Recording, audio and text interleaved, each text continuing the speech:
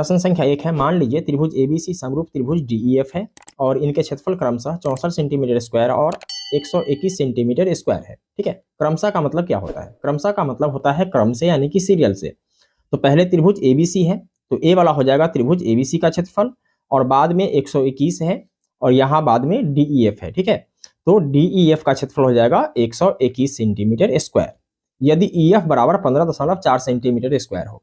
ठीक है, ईएफ बराबर 15.4 सेंटीमीटर होना चाहिए था, यहाँ पे स्क्वायर नहीं होना चाहिए था, लेकिन आपकी किताब में शायद सेंटीमीटर स्क्वायर ही दिया हुआ है, इसीलिए हमने इसको नोट कर लिया है ताकि आप लोगों को बताया जा सके। ठीक है, ईएफ का मतलब क्या है? ईएफ कोई लाइन होगा, कोई रेखा होगा, मान लीजिए कि ए है रेखा, इसका नाम हो जाएगा ई और इधर एफ, यानी कि इस रेखा का नाम क्या हो गया? E F.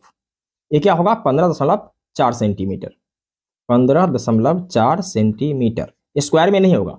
स्क्वायर का मतलब क्या होता है? जब हम क्षेत्रफल निकालते हैं तो उसमें लंबाई होता है और चौड़ाई होता है। तो अगर लंबाई है सेंटीमीटर में और चौड़ाई भी है सेंटीमीटर में, ठीक है, तो सेंटीमीटर में सेंटीमीटर से गुना होगा तो क्या हो जाएगा? सेंटीमीटर स्क्वायर हो जाएगा। ठीक है, ये तो सिर्फ क्या है? लंबाई है। ठीक, तो ये सेंटीमीटर स्क्वायर में नहीं हो सकता है, इसको आप लोग ध्यान रखेंगे। ठीक है, हो तो बीसी ज्ञात कीजिए। ठीक है, मान लीजिए कि हमारे पास दो त्रिभुज हैं, एक है त्रिभुज एबीसी और दूसरा है त्रिभुज डीईएफ। ठीक है, और इसका क्षेत्रफल कितना है? 64 सेंटीमीटर स्क्वायर, और इसका क्षेत्रफल है डीईएफ का 121 सेंटीमीटर स्क्वायर। ठीक है, तो प्रमेय 6.6 कहता है कि दो समरूप त्रिभुजों का क्षेत्रफल, ठीक है, जैसे कि त्रिभुज एबीसी समरूप है त्रिभुज डीईएफ के। ठीक है, तब प्रमेय 6.6 कहता है कि दो समरूप त्रिभुजों का क्षेत्रफल का अनुपात, यानी क्षेत्रफल का अनुपात इनकी संगत भुजाओं के अनुपात के वर्ग के बराबर होता है। मतलब ये क्या हो जाएगा? त्रिभुज एबीसी का क्षेत्रफल, त्रिभुज एबीसी का क्षेत्रफल बटा त्रिभुज डीईएफ का क्षेत्रफल बराबर इनकी संगत भुजाओं के अनुपात के वर्ग के बराबर होता है। ठीक है, यह प्रमेय 6.6 का कहना है। ठीक है, यानी क्या हो जाएगा? ये ए बी बटा डी ई। ठीक है, इसका संगत भुजा क्या है? डी ई है, यानी ए बी बटा डी ई।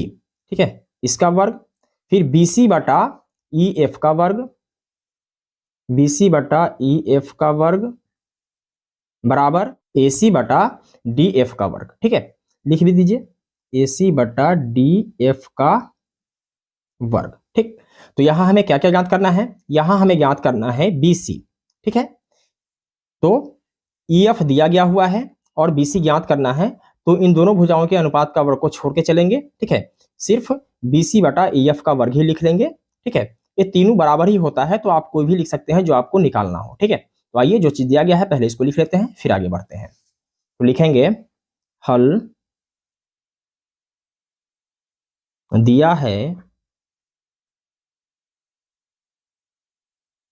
त्रिभुज ए बी सी समरूप है त्रिभुज डी ई एफ के। ठीक है, तो हम लोग जानते हैं ना, लिखेंगे चूंकि हम जानते हैं कि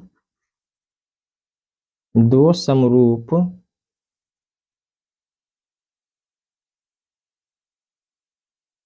त्रिभुजों का क्षेत्रफल का अनुपात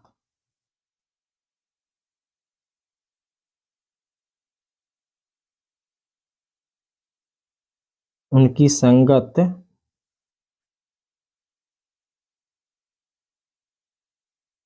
भुजाओं के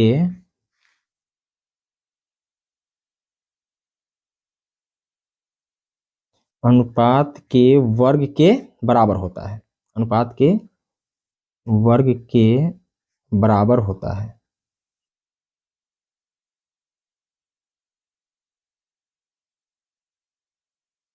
ठीक है, तो क्या हो जाएगा? अर्थात त्रिभुज एबीसी का क्षेत्रफल, एबीसी का क्षेत्रफल बट्टा त्रिभुज डीईएफ का क्षेत्रफल बराबर BC बटा EF का वर्ग, BC बटा EF का वर्ग। ठीक है, तो त्रिभुज ABC का क्षेत्रफल कितना दिया गया है? ये दिया गया है 64 सेंटीमीटर स्क्वायर। ठीक है, तो यहां लिख लेंगे 64 बटा क्या है, त्रिभुज DEF का क्षेत्रफल कितना है? तो ये है 121 सेंटीमीटर स्क्वायर। तो यहां लिख लेंगे 121 बराबर BC।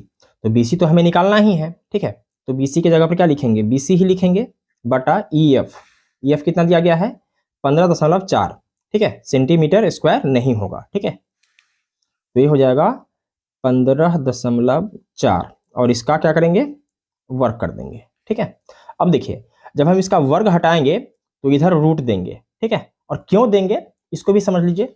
देखिए इधर क्या है, 64 बटा 121, 64 बटा 121 बराबर BC बटा 15.4। ठीक है, ये स्क्वायर में है तो हम लोग जानते हैं ना कि ये स्क्वायर से रूट हट जाता है।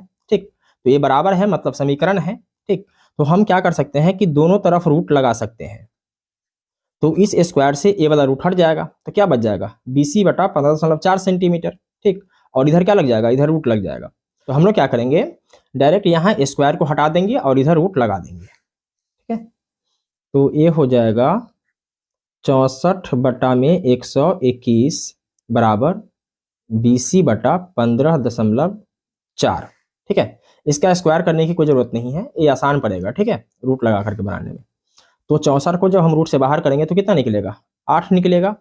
और 121 का वर्गमूल कितना होता है? तो 11 होता है बराबर BC बटा 15.4। अब क्रॉस गुना करके बना लेंगे तो 11 गुने क्या हो जाएगा? BC बराबर 15.4 गुने क्या हो जाएगा? 8। ठीक, इसलिए BC बराबर ये ऊपर चला जाएगा 15.4 गुने 8 बटा में हो जाएगा 11। ठीक है, अब दशमलव को हटाएंगे, नीचे एक शून्य दे देंगे। अब काटेंगे तो ये कट जाएगा 11 दहाई 110 और 11 से इसको काटेंगे तो 11 एकम 11 बचेगा, इसमें 4, ये हो जाएगा 44। तो 11 चौके 44। फिर काटेंगे तो 7 दूना 14 और 5 दूना 10, 7 8 56, कितना आया? 56 और नीचे कितना है? 5। अब 56 में 5 से भाग दे देंगे। ठीक है, तो जब हम 56 में 5 से भाग देंगे तो 5 एकम 5, ये कट जाएगा, 6 लिखेंगे, 5 एकम 5, इसमें बचेगा 1, शून्य देंगे और इस शून्य के बदले यहाँ दशमलव देंगे। 5 दूना 10, कितना आया? 11.2। ये हो जाएगा 11.2 सेंटीमीटर। किसका मान निकला? BC का मान निकला। ठीक है, और यही क्या हो जाएगा? इसका आंसर हो जाएगा। प्रश्न संख्या 2 है, एक समलंब ABCD जिसमें AB समांतर DC है के विकर्ण परस्पर बिंदु O पर प्रतिच्छेद करते हैं। यदि AB बराबर 2 CD हो तो त्रिभुजों AOB और COD के क्षेत्रफलों का अनुपात ज्ञात कीजिए। तो यहाँ पे हम लोग क्या करेंगे, एक समलंब चतुर्भुज ABCD बना लेंगे, ABCD जिसमें AB समांतर DC है। AB जो है यह DC के समांतर है। के विकर्ण परस्पर बिंदु O पर प्रतिच्छेद करते हैं और इसके जो विकर्ण है AC और BD ये परस्पर O पर प्रतिच्छेद करते हैं इस बिंदु पर। और आगे कह रहा है यदि AB बराबर 2 CD हो। ठीक है, यानी AB की लंबाई बराबर क्या है? 2 CD। ठीक है, यानी कि CD प्लस CD। ठीक, तो त्रिभुजों AOB और COD के क्षेत्रफलों का अनुपात ज्ञात कीजिए। यानी AOB ए वाला त्रिभुज और COD ए वाला त्रिभुज, इन दोनों त्रिभुजों के क्षेत्रफलों का अनुपात ज्ञात करने के लिए कह रहा है। ठीक है, तो आइए जो चीज दिया गया है पहले इसको लिख लेते हैं फिर आगे बढ़ते हैं। तो लिखेंगे हल दिया है एक समलंब ABCD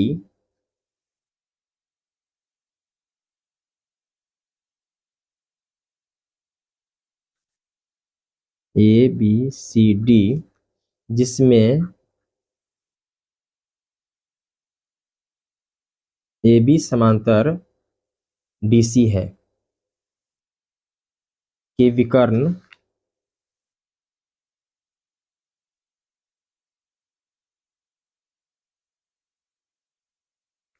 परस्पर बिंदु O पर प्रतिच्छेद करते हैं।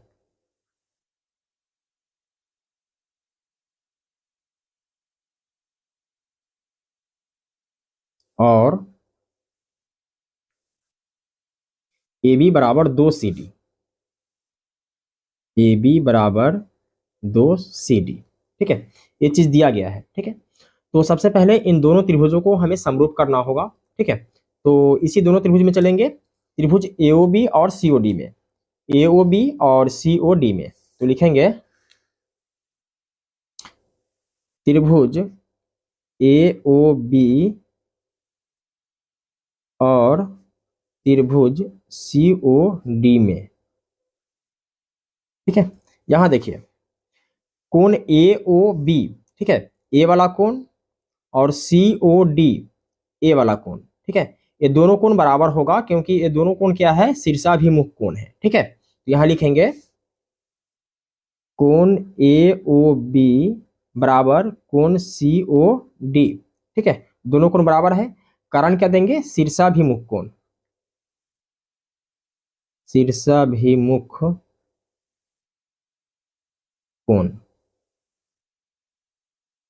ठीक है, इसके बाद देखिए ए वाला जो कोण बन रहा है, ठीक है, ए कोण और ए कोण, ठीक है, ये दोनों कोण भी बराबर होगा। ठीक है, क्योंकि ये दोनों कोण क्या है, एकांतर कोण है, यानी इस कोण को हम लिख सकते हैं ओ ए बी। क्या लिख सकते हैं, ओ ए बी लिखेंगे, कोण ओ ए बी बराबर, इसको लिख सकते हैं ओ सी डी। ठीक है, इस वाले कोण का नाम क्या हो जाएगा, ओ सी डी बराबर कोण ओ सी डी। ठीक है, ए और सी, ये ए वाला कोण और ए सी वाला कोण, ये दोनों कोण क्या होगा, बराबर होगा, कारण क्या होगा, एकांतर कोण, एकांतर कोण। ठीक, और हम लोग जानते हैं कि जब दो कोण बराबर हो जाता है इसका मतलब यह है कि त्रिभुज क्या है, समरूप है। ठीक है, तो यहां लिखेंगे एंगल एंगल यानी कोण कोण समरूपता से, समरूपता से त्रिभुज ए ओ बी क्या है, समरूप है त्रिभुज सी ओ डी के। ठीक है, ये दोनों त्रिभुज क्या है, एक दूसरे के समरूप है। ठीक है, और हम लोग जानते हैं ना कि दो समरूप त्रिभुजों के क्षेत्रफल का अनुपात उसके संगत भुजाओं के अनुपात के वर्ग के बराबर होता है। ठीक है, तो इसको भी लिख लेते हैं, यहां लिखेंगे चूंकि दो समरूप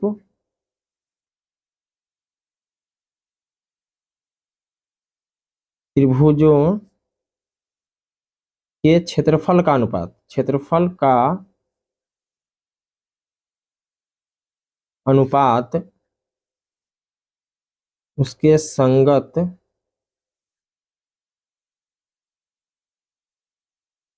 भुजाओं के अनुपात के वर्ग के बराबर होता है, अनुपात के वर्ग के बराबर होता है, बराबर होता। आप चाहें तो लिख भी सकते हैं और नहीं भी लिख सकते हैं, कोई दिक्कत नहीं है। ठीक है, तो लिखेंगे इसलिए त्रिभुज ए ओ बी का क्षेत्रफल बट्टा त्रिभुज सी ओ डी का क्षेत्रफल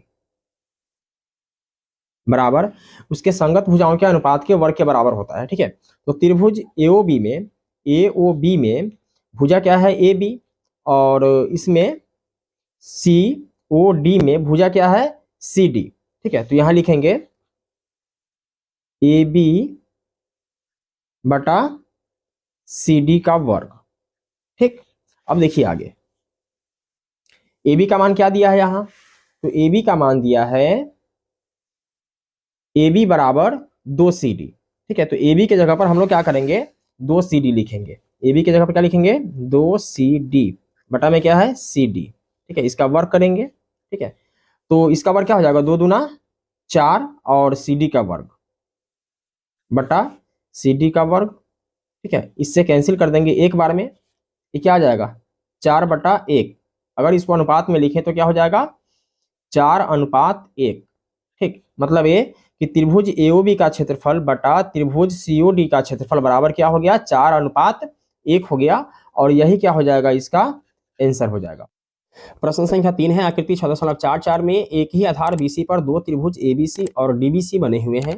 यदि एडी बीसी को ओ पर प्रतिच्छेद करे तो दर्शाइए कि एरिया ऑफ त्रिभुज एबीसी, मतलब एरिया का मतलब होता है क्षेत्रफल, तो त्रिभुज एबीसी का क्षेत्रफल बटा त्रिभुज डीबीसी का क्षेत्रफल बराबर एओ बटा डीओ है। तो यहाँ पर हमने आकृति 6.44 बना लिया है और इस आकृति में आप देख सकते हैं कि एक ही आधार बीसी पर, ठीक है, इस आधार पर दो त्रिभुज बना हुआ है, एबीसी और डीबीसी, ठीक है, एक ऊपर की तरफ बना हुआ है और एक नीचे की तरफ बना हुआ है।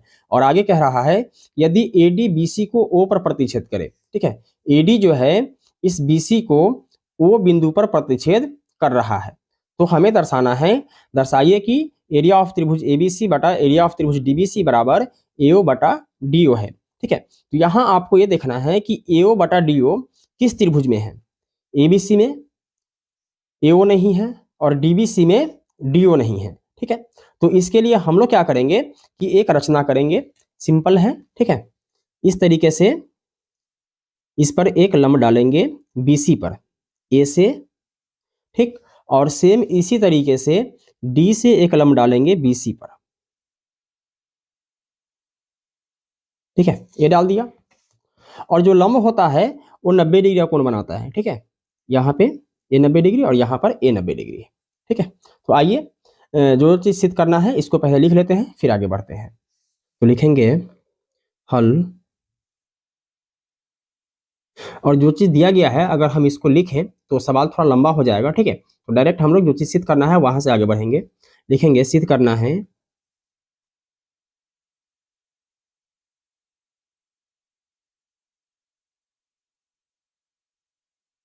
क्या, एरिया ऑफ त्रिभुज एबीसी बटा एरिया ऑफ त्रिभुज डीबीसी बराबर एओ बटा डीओ, ये चीज हमें सिद्ध करना है, ठीक है। तो इसके लिए हम लोग क्या करेंगे, कुछ बनावट करेंगे जो कि हमने यहाँ पर किया है, ठीक है। और ए बी सी डी इसका नाम देते हैं ई और इसका नाम देते हैं एफ, ठीक है। तो यहाँ ए ई लंब बीसी पर और डी एफ लंब बीसी पर खींचा, ठीक है। तो यहाँ लिखेंगे बनावट में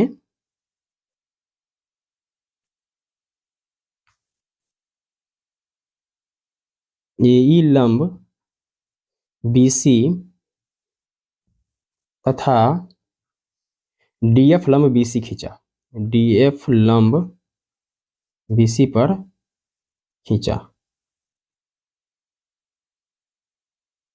ठीक है। इसके बाद देखिए इस दोनों त्रिभुज को हमें समरूप करना होगा, ठीक है। त्रिभुज ए ओ ई को और डी ओ एफ को, तो यहां लिखेंगे त्रिभुज ए ओ ई में ए ओ ई और त्रिभुज डी ओ एफ में डी ओ एफ में, ठीक है। यहां पर देखिए ए वाला कोण 90 डिग्री है इस वाले त्रिभुज में, ठीक है, और इस वाले त्रिभुज में ए कोण 90 डिग्री है, ठीक है। तो इसको हम लिख सकते हैं ए ई ओ कोण ए ई ओ बराबर कोण D F O, D F O, ठीक है। ये दोनों कोण बराबर होगा, क्यों होगा, क्योंकि दोनों कोण 90 डिग्री का है, ठीक है। कारण देंगे दोनों कोण 90 डिग्री है, दोनों कोण 90 डिग्री है, ठीक है। इसके बाद देखिए ए ओ ई ए वाला कोण और डी ओ एफ ए वाला कोण, ठीक है, ये दोनों कोण बराबर होगा, ठीक है। कोण ए ओ ई बराबर कोण डी ओ एफ, ये दोनों कोण बराबर होगा। कारण क्या होगा, शीर्षाभिमुख कोण है, क्योंकि आमने सामने का कोण क्या होता है, बराबर होता है। यहाँ कारण में देंगे शीर्षाभिमुख कोण, शीर्षाभिमुख कोण,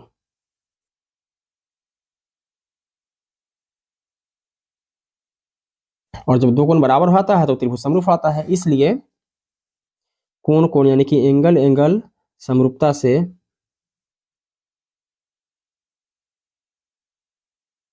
त्रिभुज ए ओ ई समरूप है त्रिभुज डी ओ एफ के, ठीक है। और जब दो त्रिभुज समरूप होता है तो उसका संगत भुजाएं एक ही अनुपात में होता है, ठीक है। तो यहाँ हम लिख सकते हैं ए ई बटा डी एफ, क्या लिख सकते हैं, ए ई बटा डी एफ,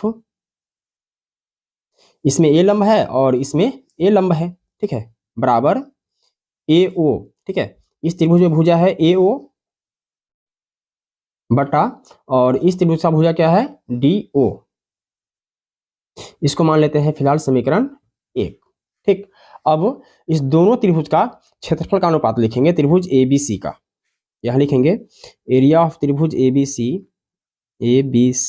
बटा एरिया ऑफ त्रिभुज D, क्या है, DBC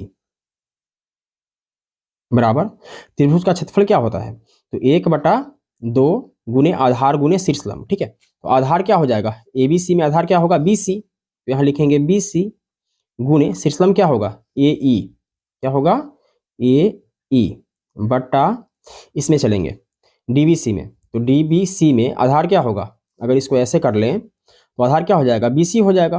ठीक है, तो यहाँ आधार लिखेंगे 1/2 गुने आधार लिखेंगे BC गुने शीर्षलंब क्या होगा, DF।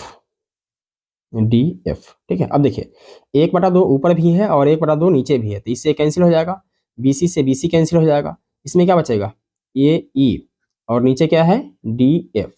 ठीक, अब देखिए यहाँ AE बटा DF बराबर क्या आया, AO बटा DO आया। ठीक है ना, तो यहाँ हम डायरेक्ट लिख सकते हैं बराबर AO बटा DO। ठीक है, और एक किससे आया है, 1 से आया है। ठीक है, अतः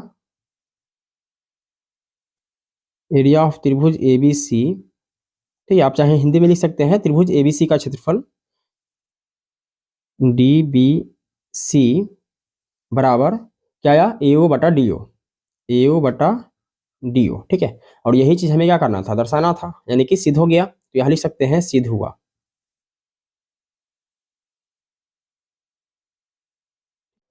प्रश्न संख्या 4 है, यदि दो समरूप त्रिभुजों के क्षेत्रफल बराबर हो तो सिद्ध कीजिए कि वे त्रिभुज सर्वांगसम होते हैं। ठीक है, तो यहाँ पर हमने दो त्रिभुज बना लिया है, त्रिभुज ABC और त्रिभुज DEF, और प्रश्न के हिसाब से ये दोनों त्रिभुज समरूप हैं। ठीक है, और इस दोनों त्रिभुज के क्षेत्रफल भी बराबर हैं। तो यहाँ कहा जा रहा है कि दो समरूप त्रिभुजों के क्षेत्रफल बराबर हो तो सिद्ध कीजिए कि वे त्रिभुज सर्वांगसम होते हैं। ठीक है, तो थोड़ा सा हम लोग ये जान लेते हैं कि समरूप क्या होता है और सर्वांगसम क्या होता है। ठीक है, तो इधर लिख लेते हैं समरूप और इधर लिख लेते हैं सर्वांगसम।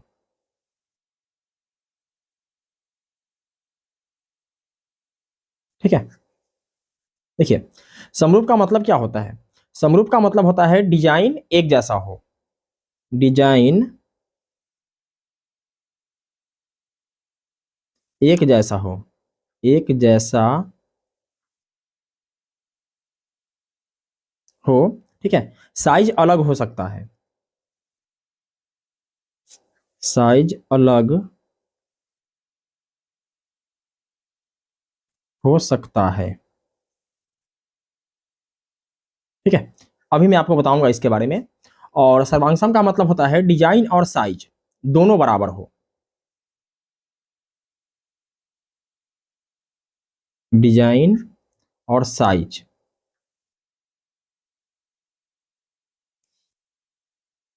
दोनों बराबर हो।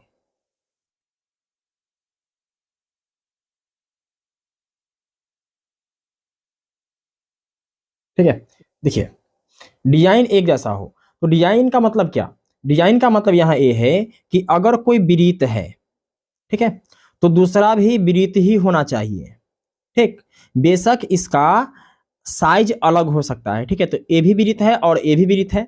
अगर मान लीजिए कि इसका त्रिज्या है 1 सेंटीमीटर, ठीक है, और इसका त्रिज्या है 2 सेंटीमीटर, ठीक, तो साइज तो अलग अलग है, तो साइज अलग हो सकता है। ठीक है, लेकिन डिजाइन एक जैसा हो, तो दोनों का डिजाइन तो एक जैसा ही है, दोनों तो विरीत ही है। अगर एक विरीत है और दूसरा मान लीजिए कि अगर वर्ग बना दें हम, ठीक है, वर्ग बना दें, तो वर्ग का चारों भुजा क्या होता है, बराबर होता है। ठीक, तो ये विरीत है और ये वर्ग है, तो ये दोनों का डिजाइन क्या हो गया, अलग अलग हो गया, तो ये दोनों आकृति समरूप नहीं होगा, लेकिन ये दोनों आकृति जो है ये समरूप है। क्लियर है यहां तक। अब सर्वांगसम को समझिए, सर्वांगसम में हमने लिखा है डिजाइन और साइज दोनों बराबर हो। ठीक, मतलब कि अगर एक वृत्त है तो दूसरा वृत्त भी इतना ही बड़ा होना चाहिए, जैसे इसका त्रिज्या अगर 1 सेंटीमीटर है तो इसका त्रिज्या भी 1 सेंटीमीटर हो। ठीक, इसी प्रकार अगर कोई त्रिभुज है इस तरीके से, तो दूसरा त्रिभुज भी इसी तरीके से होना चाहिए, इसका भुजा इसके बराबर, इसका भुजा इसके बराबर और इसका भुजा इस भुजा के बराबर, यानी कि तीनों भुजा बराबर होगा तब जाकर के दोनों त्रिभुज क्या होगा, सर्वांगसम होगा। ठीक है, तो हम लोग क्या करेंगे, इस आकृति में तीनों भुजा को बराबर बराबर कर देंगे। ठीक है, तो ये क्या हो जाएगा, सर्वांगसम हो जाएगा, और सर्वांगसम ही हमें क्या करना है, दर्शाना है, यानी कि सिद्ध करना है। ठीक है, तो आइए जो चीज दिया गया है पहले इसको लिख लेते हैं, फिर आगे बढ़ते हैं। तो लिखेंगे हल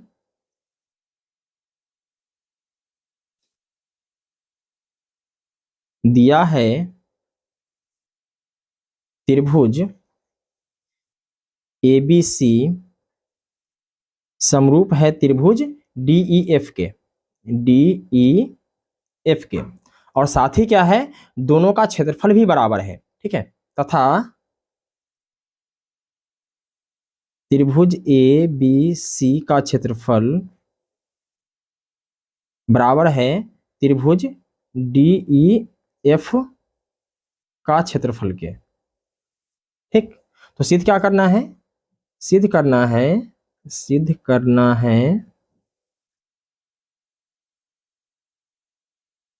त्रिभुज ABC सर्वांगसम है त्रिभुज DEF के, DEF के। ठीक है, तो हम लोग एक चीज जानते हैं कि दो समरूप त्रिभुजों के क्षेत्रफल का अनुपात उसके संगत भुजाओं के अनुपात के वर्ग के बराबर होता है। ठीक है, तो ये दोनों त्रिभुज क्या है, समरूप है। ठीक है, इसका मतलब ये है कि इस दोनों त्रिभुज के क्षेत्रफल का अनुपात, ठीक है, इसके संगत भुजाओं के अनुपात के वर्ग के बराबर होगा। तो यहां हम लिख सकते हैं त्रिभुज ABC का क्षेत्रफल बटा त्रिभुज DEF का क्षेत्रफल बराबर संगत भुजाओं के अनुपात के वर्ग के बराबर होता है। ठीक है, तो AB बटा क्या हो जाएगा, DE, क्योंकि इसका संगत भुजा A वाला है, यहां लिखेंगे AB बटा DE इसका वर्ग बराबर BC बटा EF इसका वर्ग बराबर AC बटा DF इसका वर्ग।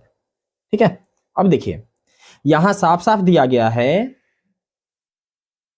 दो समरूप त्रिभुजों के क्षेत्रफल बराबर हो, मतलब ये कि इस दोनों त्रिभुज का क्षेत्रफल क्या है, बराबर ही है। ठीक है, तो त्रिभुज ABC के क्षेत्रफल के जगह पर हम क्या लिख सकते हैं, त्रिभुज DEF का क्षेत्रफल लिख सकते हैं, और त्रिभुज DEF का क्षेत्रफल के जगह पर क्या लिख सकते हैं, त्रिभुज ABC का क्षेत्रफल लिख सकते हैं, क्योंकि दोनों का क्षेत्रफल तो बराबर ही है। ठीक है, तो हम लोग क्या करेंगे, इस वाले को जैसे है वैसे ही रहने देंगे। ठीक है, आप दोनों में से किसी को भी हटा सकते हैं। तो यहां लिखेंगे त्रिभुज ABC का क्षेत्रफल बटा, इसके जगह पर लिखेंगे त्रिभुज ABC का क्षेत्रफल। ठीक है, क्योंकि दोनों का क्षेत्रफल क्या है, बराबर है। तो त्रिभुज ABC का क्षेत्रफल बराबर, देखिए AB बटा DE का वर्ग है। ठीक है, इसका मतलब यह है कि ऊपर वाले का भी वर्ग है और नीचे वाले का भी वर्ग है, तो इसको हम लिख सकते हैं AB का वर्ग बटा DE का वर्ग बराबर, इसी तरीके से इसको भी, तो BC का वर्ग बटा EF का वर्ग, इसी तरीके से AC का वर्ग बटा DF का वर्ग। ठीक है, अब देखिए ये दोनों सेम ही है। ठीक है, तो इससे ये क्या हो जाएगा, कैंसिल हो जाएगा एक बार में। ठीक, अब क्या करेंगे, AB का स्क्वायर बराबर DE का स्क्वायर का गुना 1 से हो जाएगा, तो DE का स्क्वायर एकम क्या हो जाएगा, DE का स्क्वायर। इसी प्रकार से यहां तो BC का स्क्वायर पहले लिख लेंगे बराबर EF का स्क्वायर से अगर हम 1 में गुना करेंगे तो क्या हो जाएगा, EF का वर्ग हो जाएगा, कॉमा AC का स्क्वायर, AC का स्क्वायर बराबर DF का स्क्वायर है, 1 से गुना करेंगे तो ये आ जाएगा DF का स्क्वायर। ठीक है, अब देखिए यहां अगर हमें स्क्वायर को हटाना है तो आप डायरेक्ट इस दोनों के स्क्वायर को हटा सकते हैं। ठीक है, और नहीं तो ऐसे लगा सकते हैं, इधर भी रूट कर सकते हैं और इधर भी रूट कर सकते हैं। ठीक है, क्योंकि इस समीकरण टाइप का है, बराबर है तो समीकरण है, और समीकरण में एक जैसा व्यवहार हम दोनों पक्ष में कर सकते हैं। तो इधर रूट लगाएंगे तो इधर भी लगाएंगे, और स्क्वायर से रूट हट जाता है। ठीक, यहाँ क्या आ गया, AB बराबर DE। इसी प्रकार से अगर डायरेक्ट यहाँ हटा दें तो क्या आ जाएगा, BC बराबर EF और AC बराबर DF। ठीक, मतलब देखिए ए बी बराबर किसके हैं, डी के, बी सी बराबर किसके हैं, तो ई एफ के, और ए सी बराबर किसका है, तो डी एफ के बराबर है। ठीक है, और यहां पर अभी हमने आपको बताया कि जब तीनों भुजा बराबर हो जाएगा तो क्या हो जाएगा, ये सर्वांग हो जाएगा। क्लियर है, तो हम लिख सकते हैं इसलिए त्रिभुज ए बी सी क्या है, सर्वांग है त्रिभुज डी ई एफ के। ठीक है, और नियम क्या लगेगा यहाँ, तो भुजा भुजा भुजा, ठीक है, यानी कि साइड साइड साइड का नियम लगेगा। ठीक है, प्रश्न संख्या 5 है, एक त्रिभुज एबीसी की भुजाओं ए बी, बी सी और सी ए के मध्य बिंदु क्रमशः डी, ई और एफ है, और यहाँ दिया गया है क्रमशः। क्रमशः का मतलब होता है क्रम से, यानी कि सीरियल से।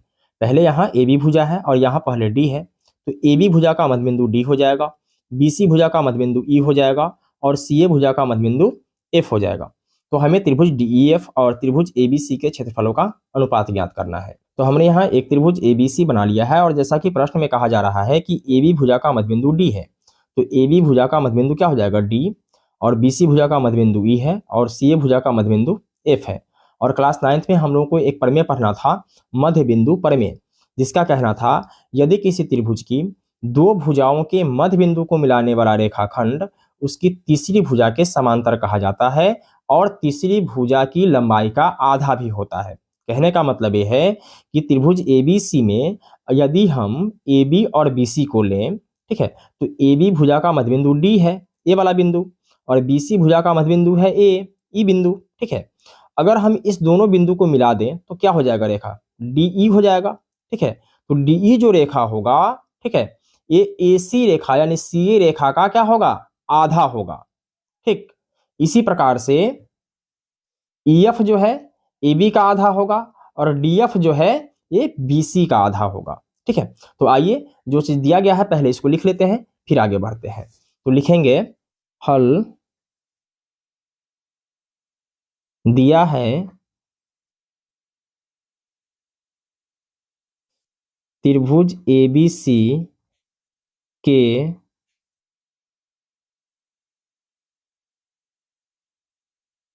भुजाओं AB, BC और CA के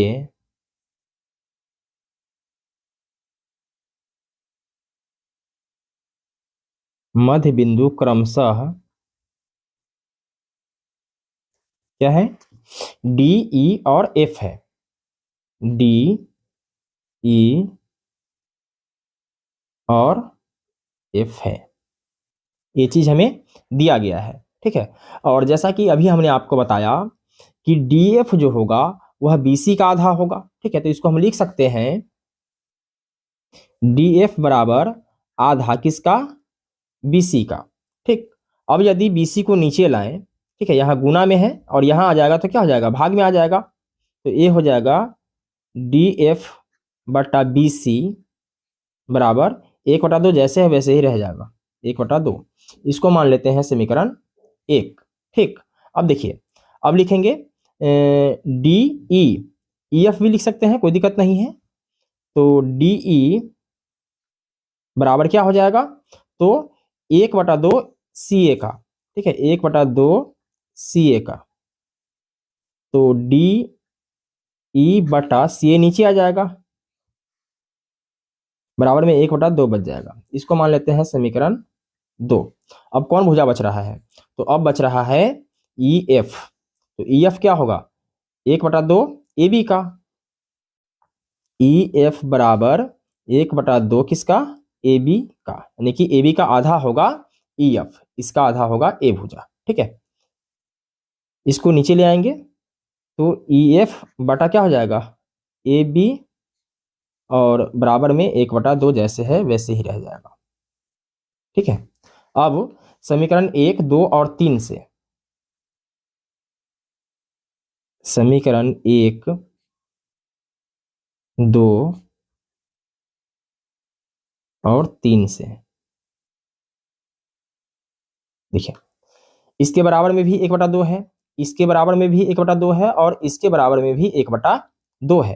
ठीक है, यानी कि तीनों भुजा के अनुपात के बराबर क्या है, 1/2 है। तो इसको लिख सकते हैं DF/BC बराबर DE/CA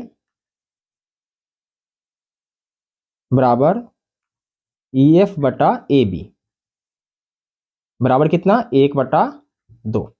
ठीक है। अब देखिए, जब इस त्रिभुज के तीनों भुजा और इस त्रिभुज के तीनों भुजा का अनुपात क्या आया, 1/2 आया, यानी कि बराबर बराबर आया, तो हम लिख सकते हैं कि त्रिभुज DEF समरूप है त्रिभुज ABC के। ठीक है, क्योंकि तीनों भुजाओं का अनुपात क्या है, बराबर है, तो यहां लिखेंगे इसलिए त्रिभुज DEF किसके समरूप है, त्रिभुज ABC के। ठीक है, कारण क्या होगा, भुजा भुजा भुजा, यानी कि साइड साइड साइड समरूपता से। ठीक है, अब देखिए, तो दो समरूप त्रिभुजों के क्षेत्रफल का अनुपात क्या होता है, उसके संगत भुजाओं के अनुपात के वर्ग के बराबर होता है। ठीक है, यहां लिखेंगे त्रिभुज DEF का क्षेत्रफल बटा त्रिभुज ABC का क्षेत्रफल, ABC का क्षेत्रफल। तो DEF में कोई भी भुजा आप ले सकते हैं, DEF में आप कोई भी भुजा ले लीजिए। चलिए हम ले लेते हैं DF, क्या ले लेते हैं, DF। ठीक है, तो इसका संगत भुजा क्या है ABC का, BC है, BC। ठीक है, तो संगत भुजाओं के अनुपात के वर्ग के बराबर होता है। ठीक है, तो DF/BC का मान देखिए कितना है, DF/BC का मान कितना आया था, 1/2। तो यहां हम लिख सकते हैं 1/2 और इसका वर्ग कर देंगे, तो 1 का वर्ग क्या होगा, 1 ही होगा, और 2 का वर्ग क्या होगा, 4। तो यहां इसको लिख सकते हैं 1 और बटा है, तो यहां अनुपात में लिखेंगे तो ये 4 इधर आ जाएगा। ठीक है, तो 1:4 हो जाएगा। ठीक है, क्या आया, ये आया त्रिभुज DEF का क्षेत्रफल अनुपात त्रिभुज ABC का क्षेत्रफल बराबर कितना आया, 1:4 आया, और यही हो जाएगा इसका आंसर। प्रश्न संख्या 6 है, सिद्ध कीजिए कि दो समरूप त्रिभुजों के क्षेत्रफलों का अनुपात इनकी संगत माध्यिकाओं के अनुपात का वर्ग होता है।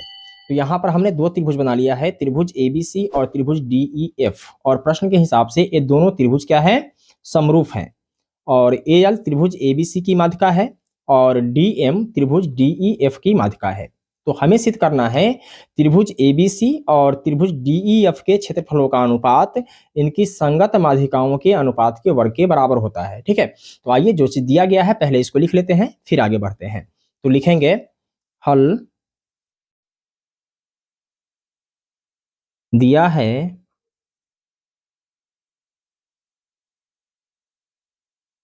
त्रिभुज ABC समरूप है त्रिभुज DEF के, और AL तथा DM क्या है, माध्यिकाएं हैं।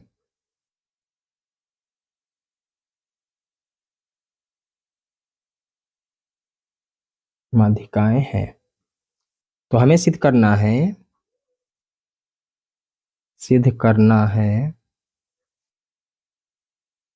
कि त्रिभुज ABC का क्षेत्रफल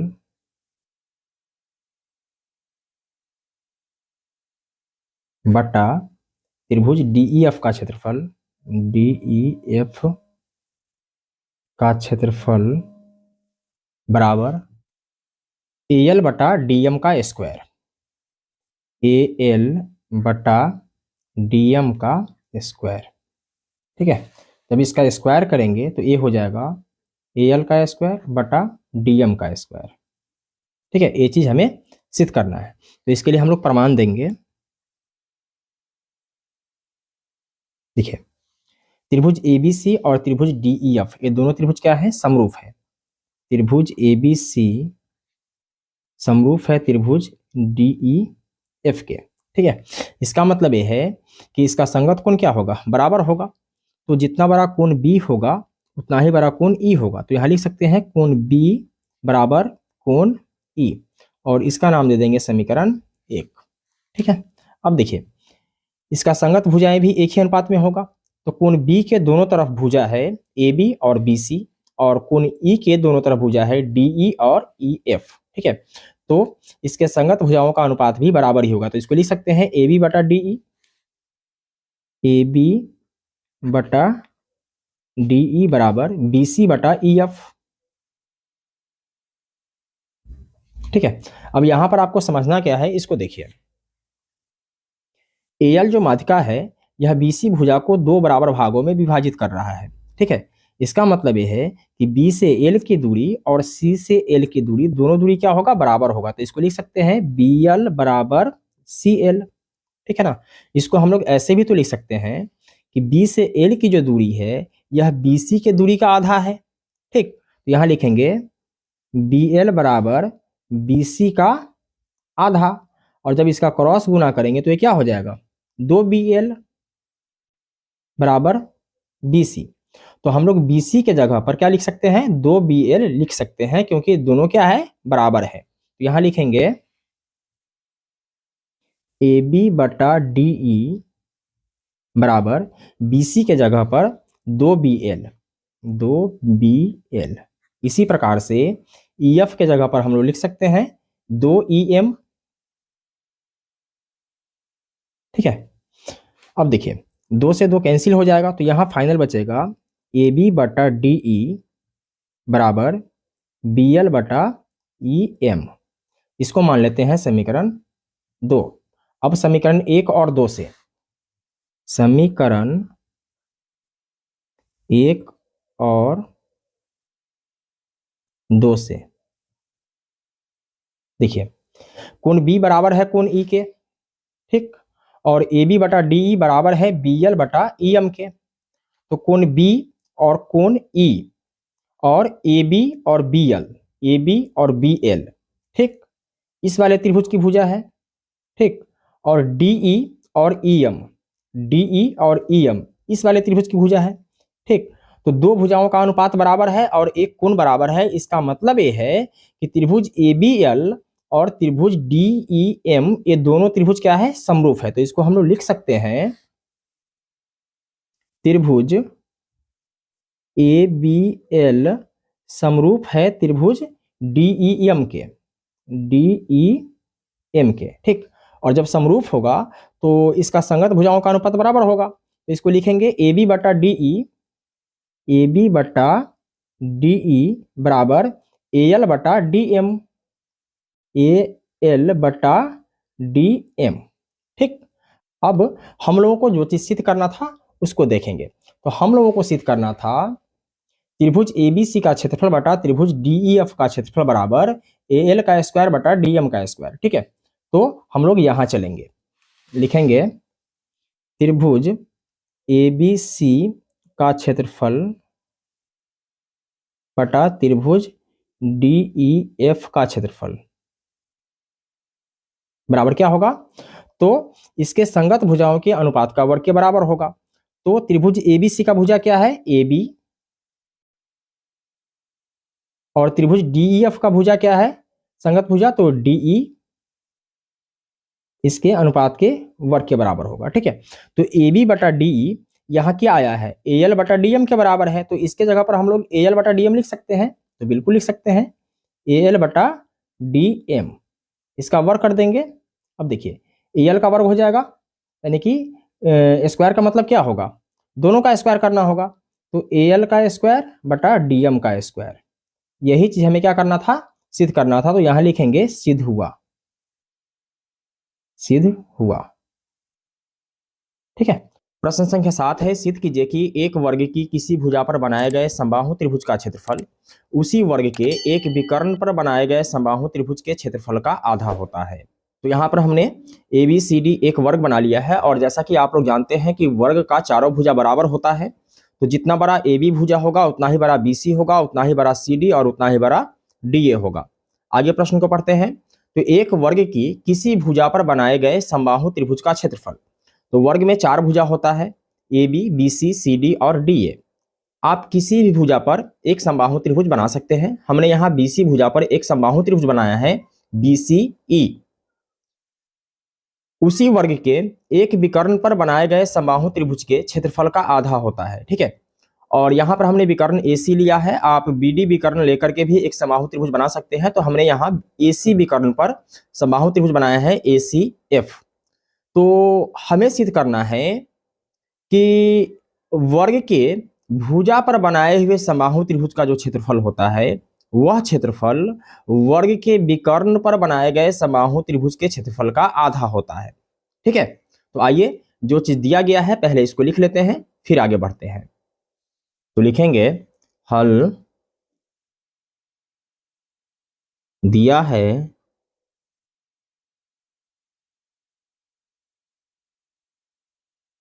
ABCD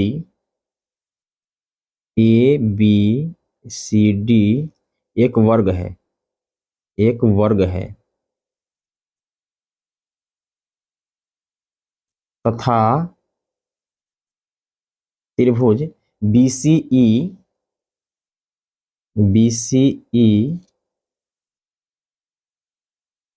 और त्रिभुज ACF दो समबाहु त्रिभुज है।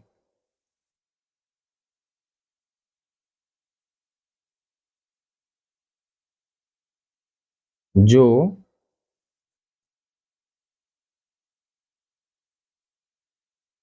क्रमशः भुजा, देखिए BCE जो है यह BC भुजा पर है, तो क्रमशः भुजा BC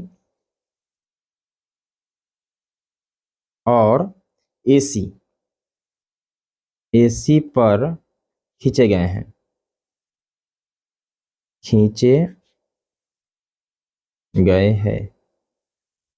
ठीक है। तो हमें सिद्ध करना है कि भुजा पर खींचे गए समबाहु त्रिभुज का क्षेत्रफल आधा होता है विकर्ण पर खींचे गए समबाहु त्रिभुज के क्षेत्रफल का, ठीक है। तो यहां लिखेंगे सिद्ध करना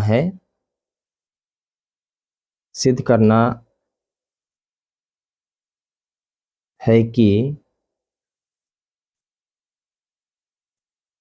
त्रिभुज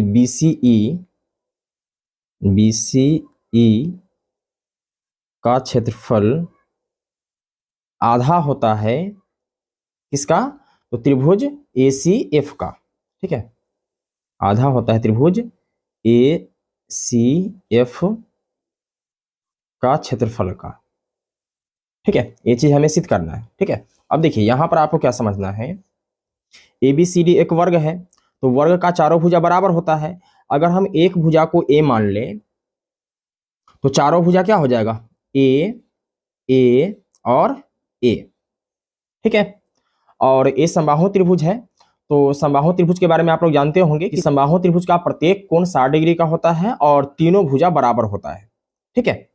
और ये भी समबाहु त्रिभुज है ACF भी, ठीक। तो जब एक भुजा A है तो इसका तीनों भुजा क्या हो जाएगा, A हो जाएगा, A भी A और A भी A, ठीक है। तो इस त्रिभुज का हमें तीनों भुजा पता चल चुका है, लेकिन इस त्रिभुज का हमें तीनों भुजा पता नहीं चला है, ठीक है। लेकिन इस वर्ग का अगर हम विकर्ण AC निकाल लें तो जितना बड़ा AC होगा उतना ही बड़ा तीनों भुजा होगा, ठीक है। तो सबसे पहले हम लोग क्या करेंगे, इसका AC पता करेंगे, यानी कि वर्ग का विकर्ण पता करेंगे, ठीक है। तो वर्ग का विकर्ण क्या होता है, वर्ग का विकर्ण होता है √2 गुने भुजा, ठीक है। तो यहां लिखेंगे चूंकि वर्ग का विकर्ण बराबर क्या होता है, √2 गुने भुजा, ठीक है।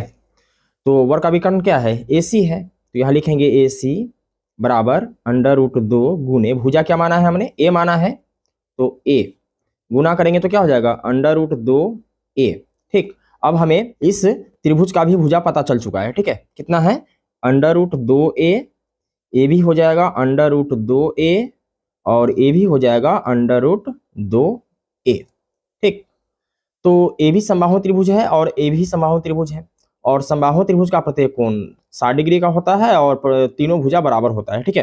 तो कौन कौन समरूपता से त्रिभुज BCE और त्रिभुज ACF ये दोनों त्रिभुज क्या होगा, समरूप होगा, ठीक है। तो यहां लिख लेंगे त्रिभुज BCE और त्रिभुज ACF क्या है, समबाहु त्रिभुज। तो यहां लिखेंगे समबाहु है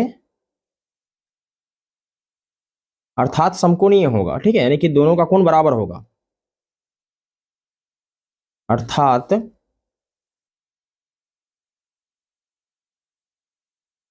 समकोणीय है, ठीक है। इसलिए कौन कौन समरूपता से, एंगल एंगल एंगल समरूपता से त्रिभुज BCE समरूप होगा त्रिभुज ACF के, ठीक है। और हम लोग जानते हैं कि दो समरूप त्रिभुजों के क्षेत्रफल का अनुपात उसके संगत भुजाओं के अनुपात के वर्ग के बराबर होता है, ठीक है। तो यहां लिख सकते हैं त्रिभुज BCE का क्षेत्रफल, BCE का क्षेत्रफल बटा त्रिभुज ACF का क्षेत्रफल, ACF का क्षेत्रफल। अब देखिए BCE में BC भुजा ले लेते हैं और ACF का तो AC भुजा ले लेते हैं AC, ठीक है, इसके अनुपात के वर्ग के बराबर होता है। तो BC जो है ये कितना है, A है, तो BC के जगह पर हम लोग क्या लिखेंगे, A लिखेंगे, और AC क्या है √2A, तो यहां लिखेंगे √2A, ठीक है, इसके अनुपात के वर्ग के बराबर होता है, ठीक। अब जब हम वर्ग करेंगे तो A का वर्ग होगा A², और इसका वर्ग करेंगे √2A का अगर हम वर्ग करें, ठीक, तो ये कितना आ जाएगा, ये आ जाएगा A², और ये हो जाएगा, देखिए स्क्वायर से रूट हट जाएगा क्योंकि दोनों का अलग अलग वर्ग होगा, ठीक है। तो स्क्वायर से रूट हटेगा तो इसमें क्या बचेगा, 2 और A का वर्ग, ठीक है, इससे एक कैंसिल हो जाएगा एक बार में, तो क्या आया 1/2 आया, ठीक है। देखिए अब यहां हम इसको लिख सकते हैं त्रिभुज BCE का क्षेत्रफल बटा त्रिभुज ACF का क्षेत्रफल बराबर कितना आया, 1/2 आया, ठीक है। अब यदि हम क्रॉस गुणा कर दें इसको, ठीक है, क्रॉस गुणा करेंगे तो क्या हो जाएगा, त्रिभुज ACF का क्षेत्रफल में अगर हम 1 से गुणा कर दें तो इतना ही आ जाएगा, ठीक है, और 2 से गुणा हो जाएगा इसमें, तो 2 गुने क्या हो जाएगा, त्रिभुज BCE का क्षेत्रफल, ठीक है। अब 2 यहाँ गुना में है और इधर लेकर के आएंगे तो क्या हो जाएगा, बटा में हो जाएगा, तो 2 को हम इधर कर सकते हैं, ठीक है। तो त्रिभुज ACF का क्षेत्रफल बटा में क्या हो जाएगा, ये 2 आ जाएगा, बराबर त्रिभुज BCE का क्षेत्रफल, ठीक है, यानी कि त्रिभुज BCE का क्षेत्रफल बराबर क्या हो गया, तो त्रिभुज ACF के क्षेत्रफल का आधा हो गया, ठीक है। यही हमें क्या करना था, सिद्ध करना था। तो सबसे पहले दिया है सही उत्तर चुनिए और अपने उत्तर का औचित्य दीजिए।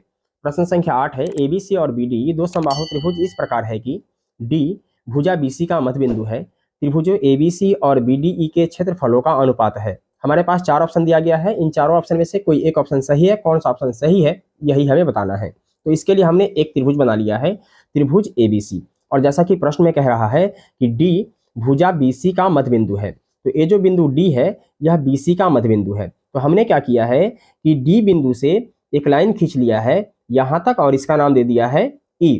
इस प्रकार हमारे पास एक और त्रिभुज बन जाता है, त्रिभुज BDE। तो हमें क्या निकालना है, हमें निकालना है त्रिभुजों ABC और BDE के क्षेत्रफलों का अनुपात है, ठीक है। तो त्रिभुज ABC और BDE के क्षेत्रफलों का अनुपात हमें ज्ञात करना है।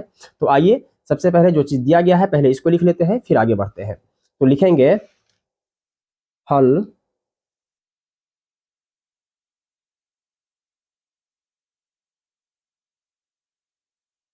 दिया है त्रिभुज ABC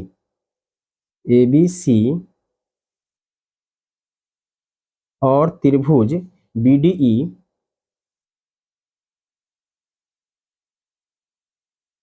समबाहु है, ठीक है। समबाहु त्रिभुज का मतलब समझते हैं कि जिसका प्रत्येक कोण 60 डिग्री का हो और तीनों भुजा बराबर हो, ठीक है। तो जब ये दोनों त्रिभुज समबाहु है, इसका मतलब यह है कि इस दोनों का कोण बराबर होगा, ठीक है। यहां लिख सकते हैं हम अर्थात समकोणीय है,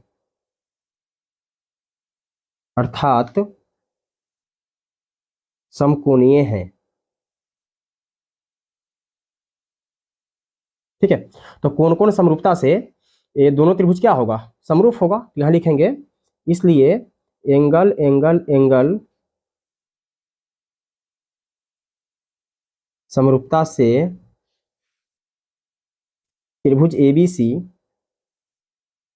समरूप है त्रिभुज बीडीई के, बीडीई के, ठीक है।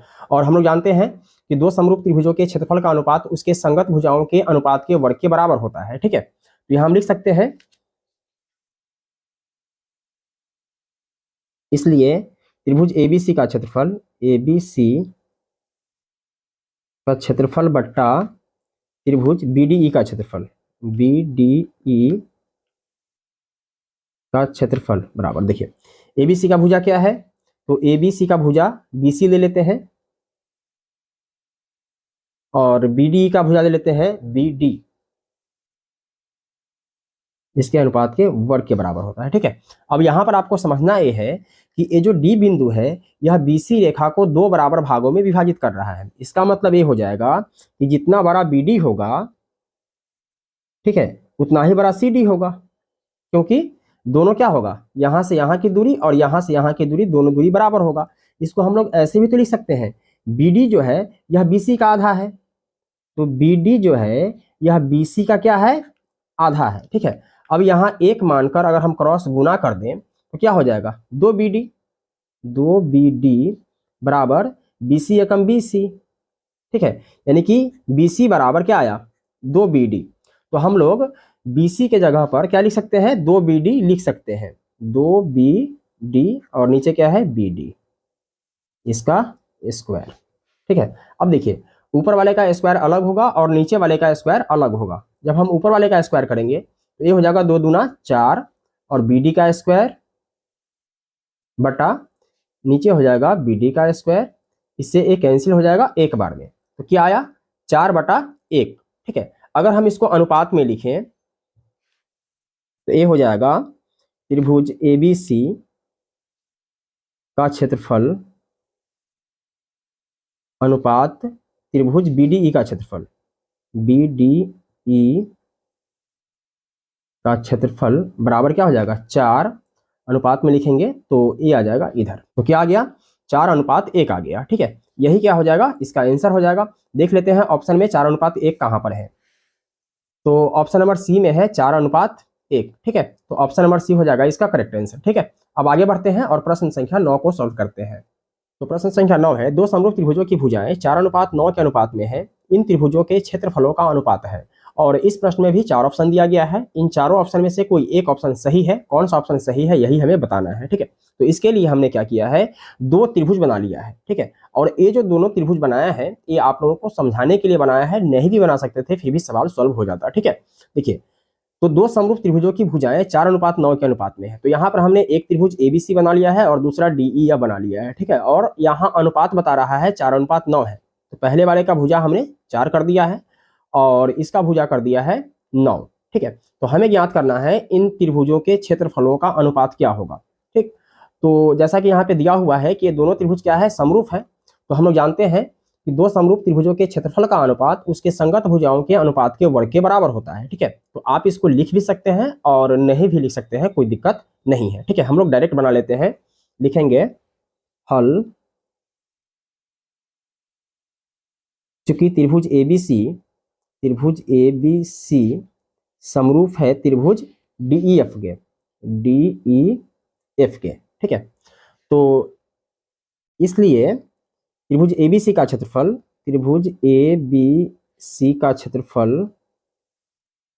बटा त्रिभुज डीईएफ का क्षेत्रफल बराबर क्या हो जाएगा, तो इसके संगत भुजाओं के अनुपात के वर्ग के बराबर होगा, ठीक है। तो संगत भुजा क्या है, बीसी बटा इसका है ई एफ।